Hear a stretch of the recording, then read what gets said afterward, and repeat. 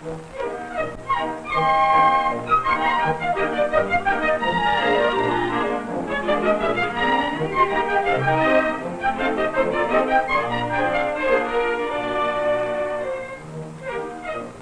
every neighborhood today, there is a service station. You can probably remember seeing one in your own neighborhood. Here you can buy gasoline and oil for your car. And you receive many other services as well.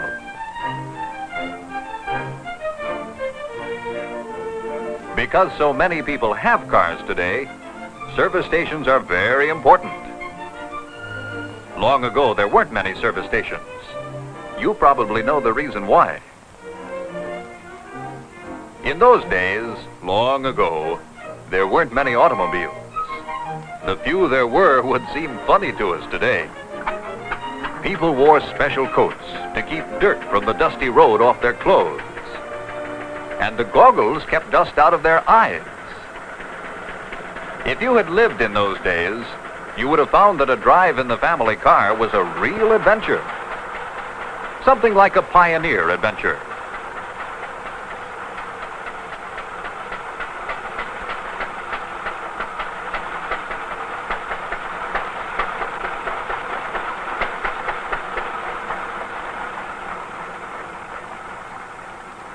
If you had a flat tire, as you often did on such poor roads, there wasn't a service station nearby to have it fixed. You had to fix it yourself.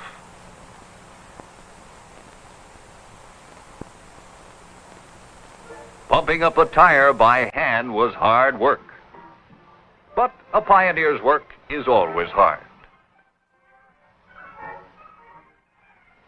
There were only a few service stations in those days. Often they were out back of the local hardware store. They weren't really service stations as we know them today, but here you could buy gasoline. If you wanted 5 gallons, the storekeeper would measure it out, 1 gallon at a time.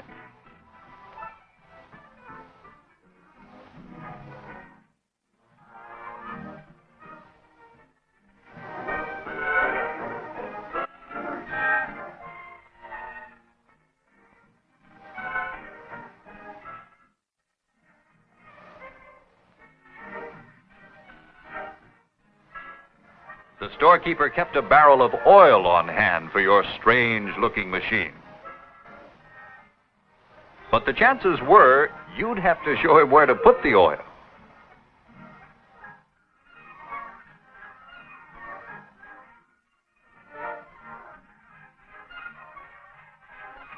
In those days, long ago, there were few service stations because only a few people owned cars. Today, there are a great many cars and trucks. Cars carry people to work, on trips, and on vacations.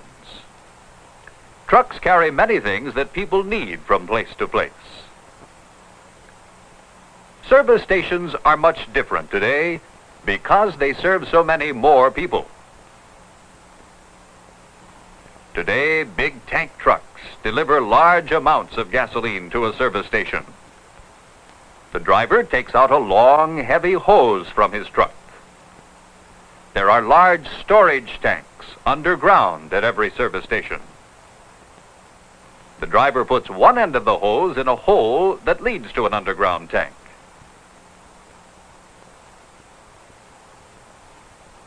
The other end of the hose is connected to his tank truck.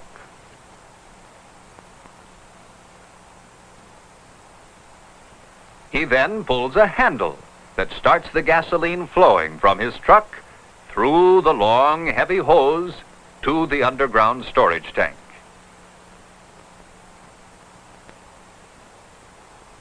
A meter shows how many gallons of gasoline are going into the underground tank. The underground tanks hold enough gasoline for many automobiles. It is brought up to your car by these familiar pumps above ground.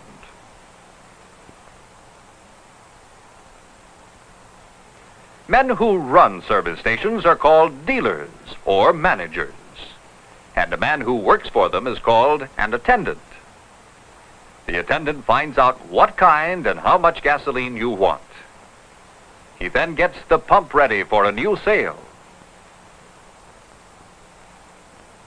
The attendant takes out a long hose. He places the hose in your car's tank.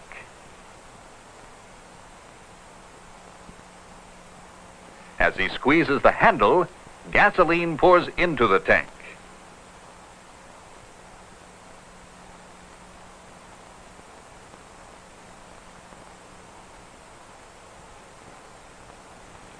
The attendant watches the numbers on the pump.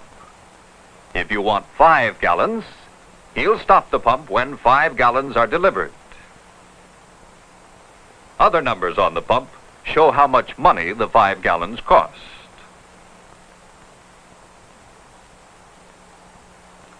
The attendant also checks under the hood of your car. He looks to see if there is enough water in your radiator. If more is needed, he pulls out a special water hose to fill the radiator.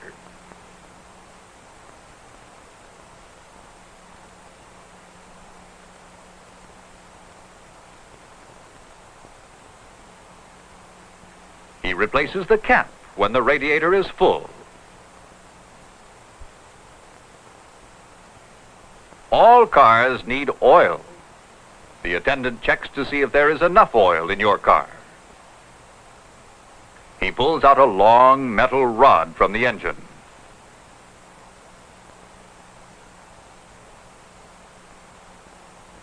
The end of the rod shows when more oil is needed.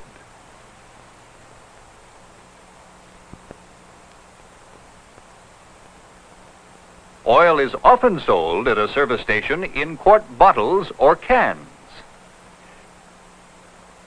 Today's service station attendant knows exactly where and how to put oil in everybody's car.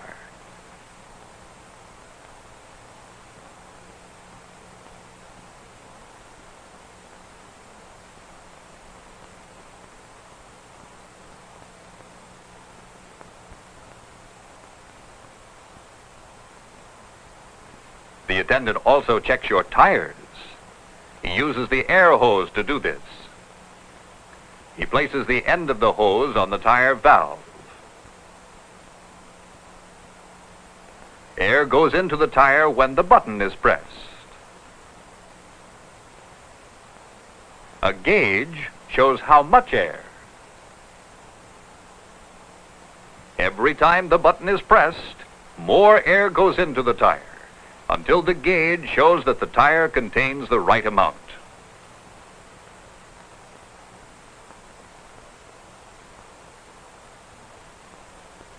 The service station attendant washes your windshield so that it's bright and clear.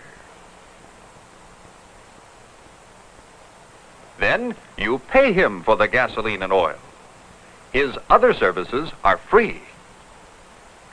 Some service stations keep the money drawer in the station house, and it's here where the attendant goes to get your change.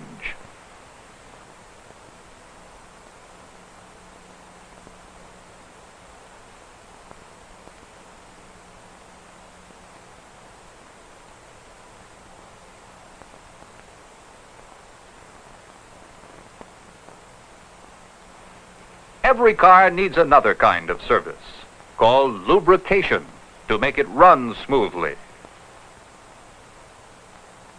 The attendant pushes a handle which raises your car off the ground on a special rack. Many of the parts he lubricates are underneath the car.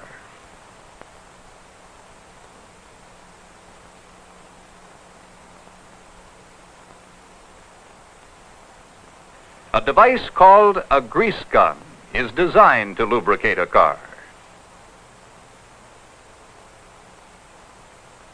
It is used to force heavy grease into many parts of your automobile.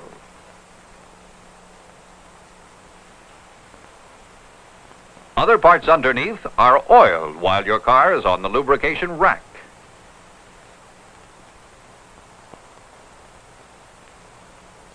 Many useful tools are used at a service station to help the attendant do his work. This tool is used to help fix a flat tire.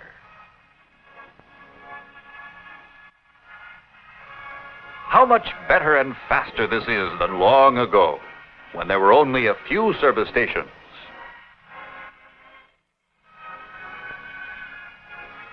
Today, there are many cars and many service stations. You see them everywhere, serving people during the day, and some of them staying open around the clock to serve people who travel at night.